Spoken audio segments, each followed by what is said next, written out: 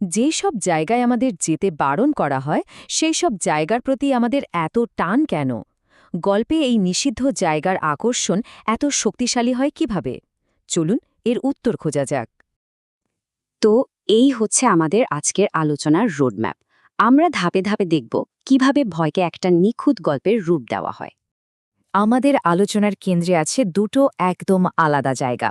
একদিকে এক গ্রামের কবরস্থান, যেখানে নাকি গুপ্তধন পোতা আছে বলে গুজব, আর অন্যদিকে এক নির্জন রিসর্ট, যার নাম শুনলেই কেমন গা ছমছম করে, রেস্ট ইন পিস। এখন দেখা যাক গল্পের চরিত্রগুলো কেন এই ভয়ঙ্কর জায়গাগুলোতে পা রাখল। তাদের উদ্দেশ্য কিন্তু একেবারেই আলাদা, বলা যায় দুটো ভিন্ন মেরুর। আর এখানেই কিন্তু আসল মজাটা। দুটো গল্পে আমরা দুটো ক্লাসিক হরর সেটআপ দেখতে পাই। এক দলকে চালিত করছে লোভ আর তারুণ্যের হট্টকারিতা, আর অন্য দলকে চালিত করছে এক গোপন প্রেম। একদিকে গুপ্তধনের লোভ এতটাই বেশি যে স্থানীয়দের সাবধানবাণীকে তাদের কাছে শুধুই গুজব বলে মনে হয়। এই লোভই যেন তাদের চোখ থেকে বিপদের পর্দাটা সরিয়ে দেয়।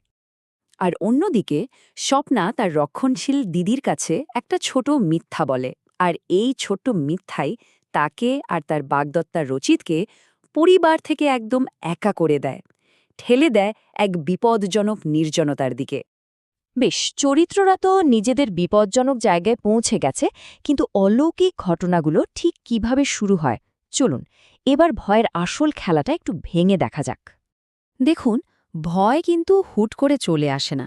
প্রথমে পরিবেশটাকে কেমন যেন অস্বস্তিকর করে তোলা হয়, যেমন কোনো কারণ ছাড়াই গাছের ডালপালা নড়ে ওঠা। এগুলো হলো বিপদের প্রথম সূক্ষ্ম ইঙ্গিত, যা মনের ভেতরে একটা অস্বস্তি তৈরি করে।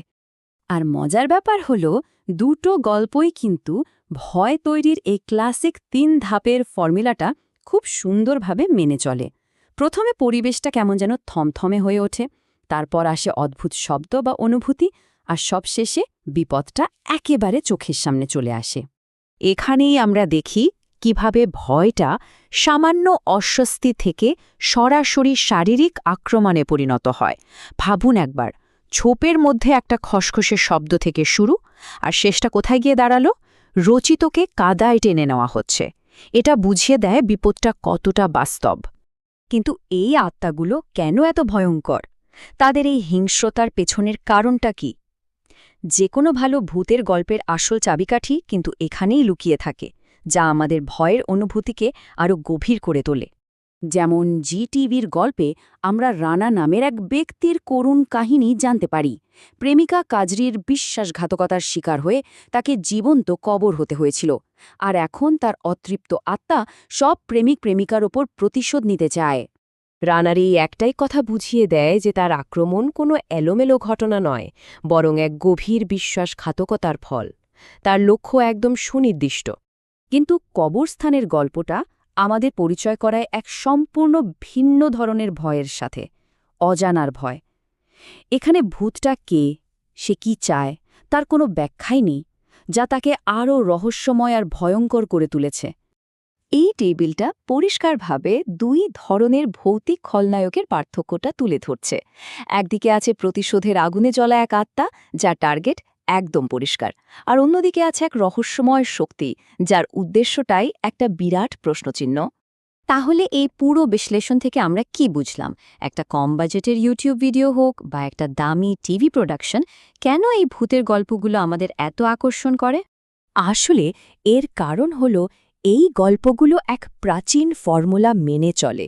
এগুলো আমাদের ভেতরের সবচেয়ে আদিম ভয়গুলোকে জাগিয়ে তোলে, অন্ধকার, অজানা আর সীমা লঙ্ঘনের ভয়। এই গল্পগুলো এক ধরনের আধুনিক রূপকথা, যা আমাদের বিপদের বিষয়ে সতর্ক করে। আর সবশেষে একটা প্রশ্ন আমাদের ভাবায়, আসল ভয়টা কিসের?